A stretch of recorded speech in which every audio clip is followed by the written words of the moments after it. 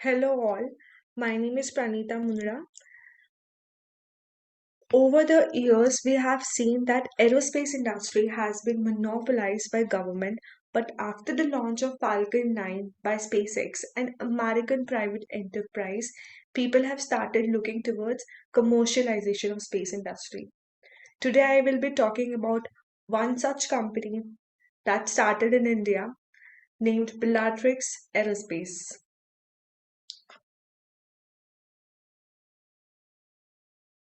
First, I will take you through about Indian space industry. Then I will give you the overview of the company.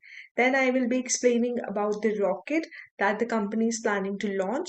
Next, I will be talking about the future plans of the company. And I will conclude my topic by telling you all the challenges that this company might face. So to start with, I will explain you the in brief the meaning of aerospace company. Aerospace, which largely comprises the production, sale, and service of commercial aircraft and rockets. Next is privatization in the sector. India's finance minister announced for leveling the playing field for private sector in the space sector while announcing the Make in India scheme last year.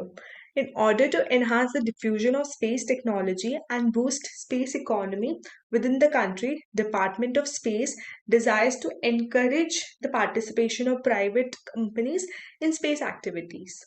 ISRO shall complement the US in its objective of opening up the space sector to private industries as well.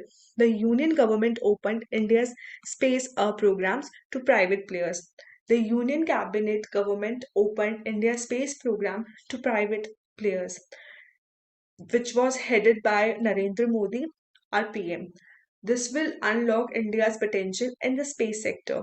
Private players are now allowed to use ISRO's infrastructure, scientific and technical resources, and even the data for the space programs. Private players in Indian space programs. Until now, there was limited participation from private industries in India's space sector. It was restricted mainly to the manufacturing and fabrication of rockets and satellites. There is some of late increasing involvement from research institutes also. However, private participation is still very low. According to ISRO Chairman K. Sivan, as reported by Indian Express, Indian space industry accounts for a mere 3% in the rising $360 billion global space market. Rockets and satellites launch accounts for just 2% of it. Programs like satellite based services and ground based system control the rest of the market. So far, Indian private companies were unable to compete because their roles have been limited mainly to supply component and subsystems. Now we have to see how much they grow given that their roles have been widened up by the government.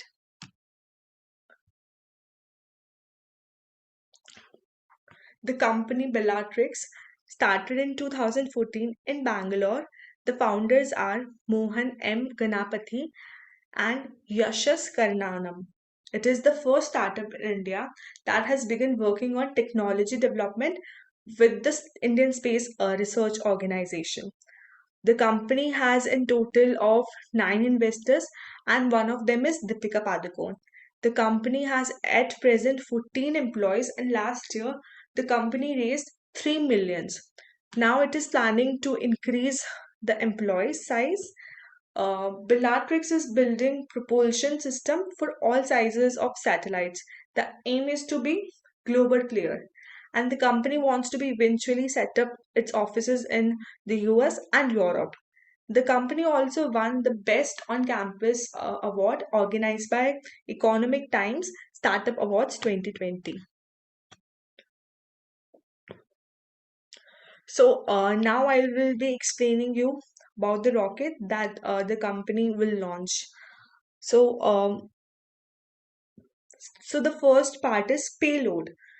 This payload weighs 150 kg to 700 kilometer sun synchronous orbit. Next, it is designed to take multiple satellites to their dedicated orbits simply to integrate the payload. Next, the height of the payload is 3 meter and the payload diameter is 2 meter. Next part is called first stage. The first stage of this satellite will use four Aeon engines, each capable of generating 41 kilonewtons of thrust, giving a total thrust of 164 kilonewtons.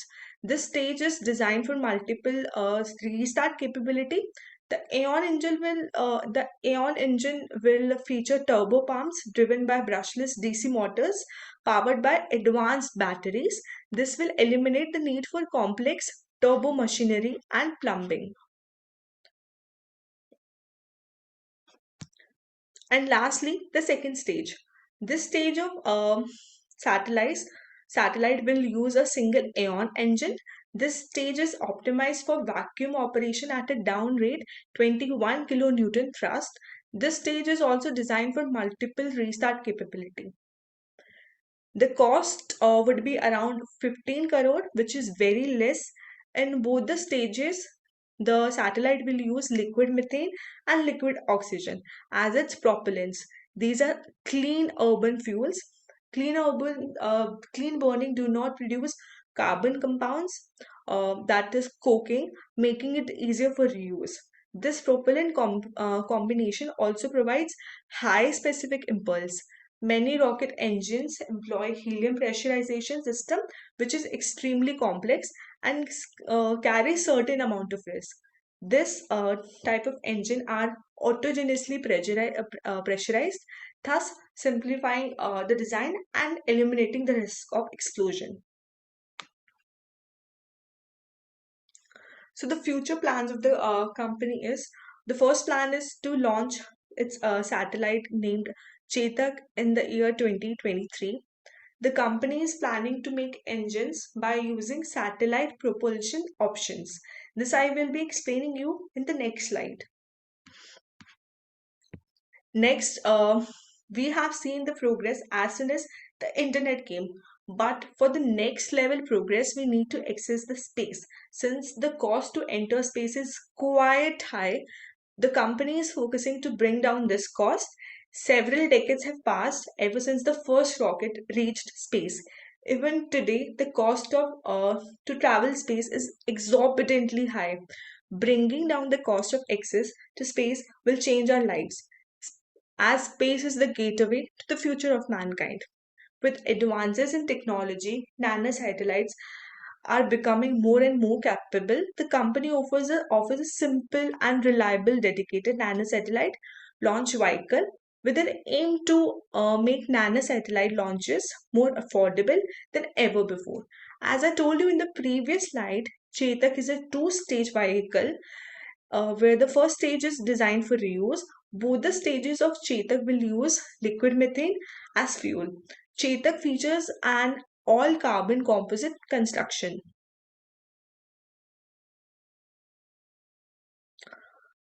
So, electric propulsion system.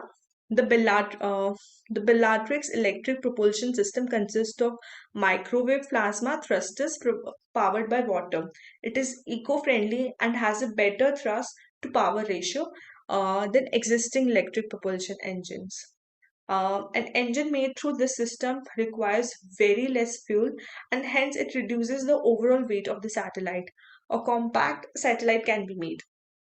It has long endurance as compared to the engine made from chemical system. Chemical engine uses fuel at a very high rate, and if we try to put fuel in a large quantity, it will burn the engine. So this was the problem with the traditional engine, but this type of engine uses less fuel and has high endurance level. This engine can be controlled easily. Traditional engine said to be was said to be throttle, but it cannot be controlled. The control was up to just from 100% to 70%. But in this case, the control is very high, and the part used in this engine is very less. So this is just the startup. So there are no such job opportunities available in the company. But the people who are working here have done aeronautics engineers, and they should have these list of skills.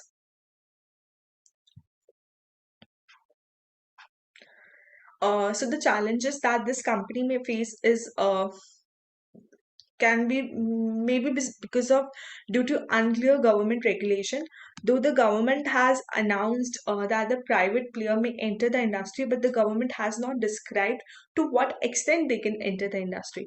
If a private player launches any satellite in the space and any mishap happens, then who would be accountable for this? The government has not given any clear statement for this. The company would require a huge investment.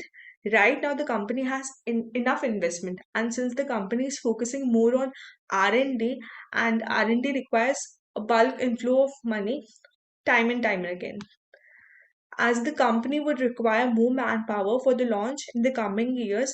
The availability of such highly capable manpower is still a question. It is the first company in India to work on electronic propulsion system. Will it be successful? Let's see if the company manages to launch the rocket. Thank you.